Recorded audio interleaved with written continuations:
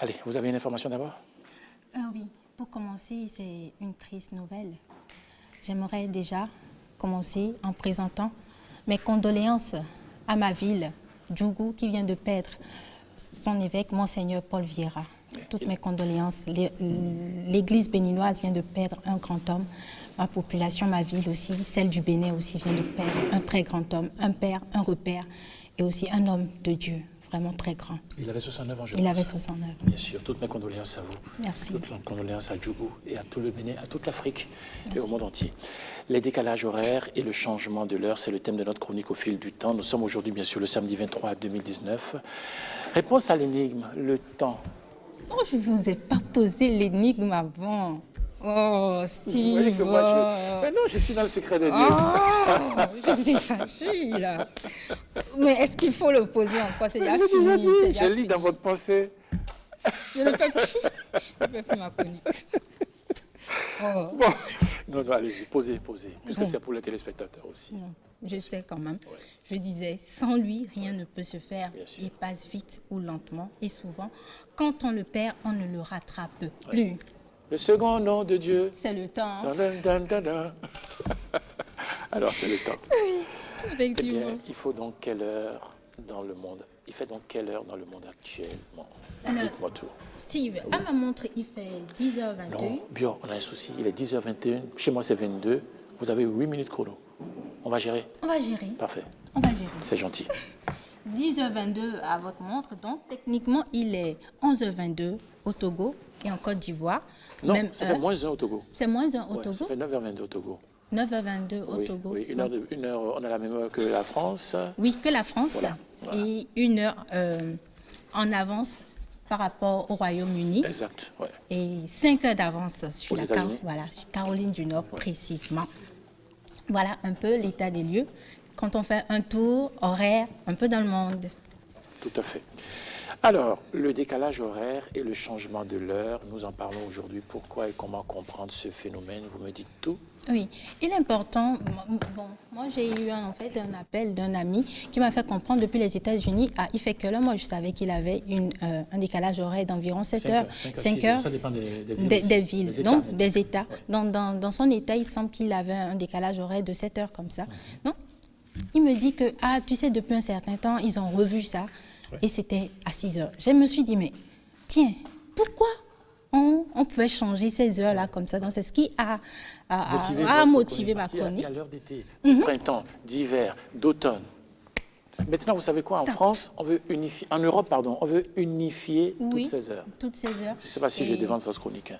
comme d'habitude, j'en ai l'habitude. Donc, je disais tantôt, au Québec, notamment, il faut changer d'heure. Il faut changer d'heure 2 fois par année. Il en est de même aussi en France. Vous avez bien commencé en parlant de l'heure d'été et l'heure d'hiver.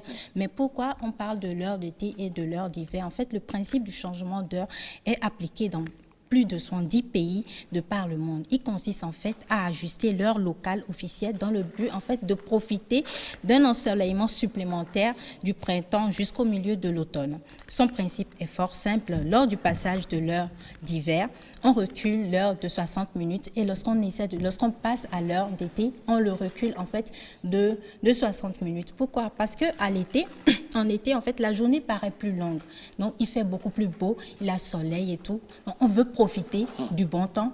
Donc, on essaie de réduire l'heure pour pouvoir profiter du temps.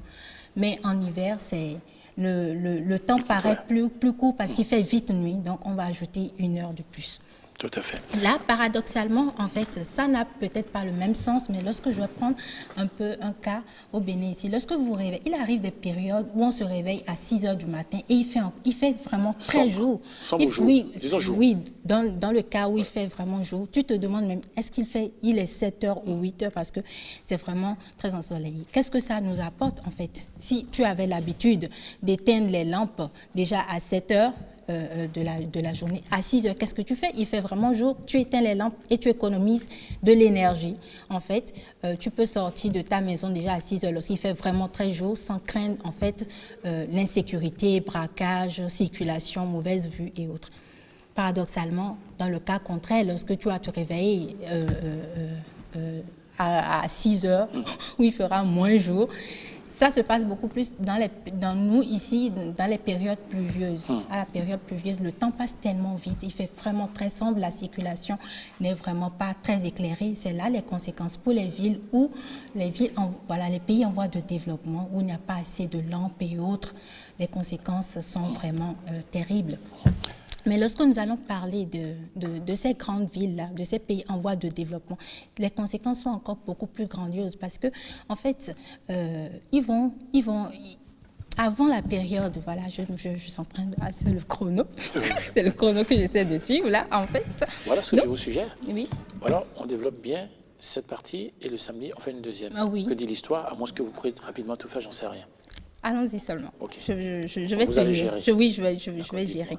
En fait, je disais que voilà, pour les pays pour les pays développés, en fait, ce principe-là leur permet d'économiser de l'énergie. Bien sûr, avant la révolution industrielle, il faudrait rappeler que sans ce principe-là, il fallait allumer les lampes. C'était la période où nous avons le pic de consommation en énergie.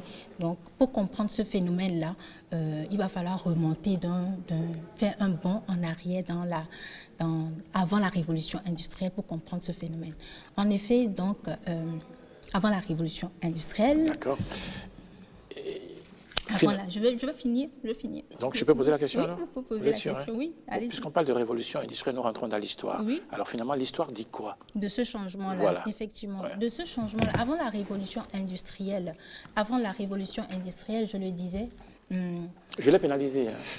C'est vous avez tous beaucoup... Mais non, au fond, on est resté dans le même timing. Ouais.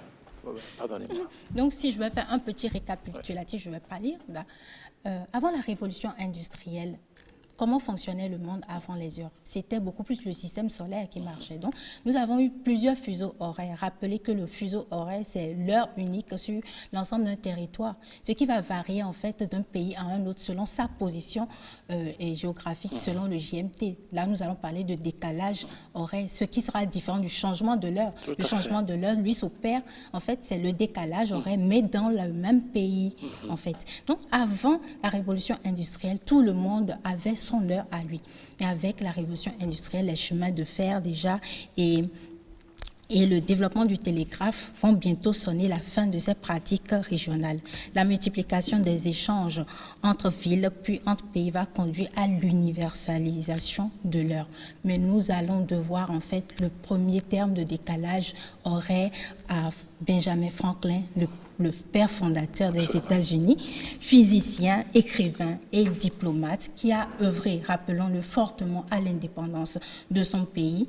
Il était en fait de passage à Paris pour le traité de Paris, en fait pour l'indépendance de son pays, lorsqu'il va déclarer au journal de Paris ce phénomène-là. Il va parler pour la première fois du décalage horaire. Son but, c'est de pouvoir faire économiser l'énergie en cette période-là. Mais pendant un siècle, je m'en vais finir, pendant un siècle, personne ne va le prendre au sérieux. Environ 123 ans, personne ne va le prendre au sérieux. Il faut attendre 1907 avec William Willett, en fait, pour relancer ce phénomène-là qui prend de l'ampleur aujourd'hui. Mais il y a cette polémique-là aussi qui oppose deux camps. Est-ce que vraiment le changement de l'heure profite vraiment à la communauté? Nous allons le voir aussi demain. Quelles sont les conséquences, les avantages du changement de l'heure? Quel est l'incident du changement de l'heure sur la productivité, sur la finance et surtout sur la personne? Nous allons le voir demain. Merci.